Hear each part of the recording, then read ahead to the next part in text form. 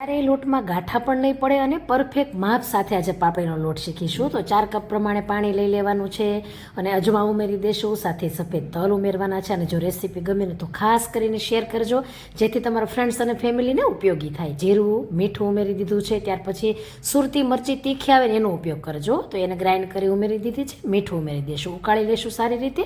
ત્યાર પછી ટેસ્ટ કરી લેવાનો. ત્યાર પછી તેલ અને ખાવાનો સોડા ગેસની ફ્લેમ બંધ કરીને ઉમેરવાનો અને 1 કપ પ્રમાણે લોટ ઉમેરી પછી હલાવીને પછી જ બીજો કપ ઉમેરવાનો, એટલે ક્યારેય ગાંઠા નહીં પડે. 4 કપ પ્રમાણે પાણી લીધું હતું તો 2 કપ જેટલો લોટ જોઈએ છે.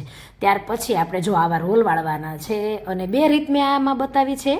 અને ખાસ કરીને કોમેન્ટમાં ખીચું લખશો ને એટલે હું લિંક તમને શેર કરીશ. ખૂબ સરસ બને છે આ રીતે ખીચું, એકવાર ટ્રાય કરજો. બહુ સરસ, આમ એકદમ સોફ્ટ બને છે અને ખાવામાં તો કંઈ ન ઘટે. ઉપર શીંગ તેલ ઉમેરો, આચાર મસાલો અને સફેદ તલ, અને એકવાર આ રીતે બનાવી જોજો. ફરી મળીશું.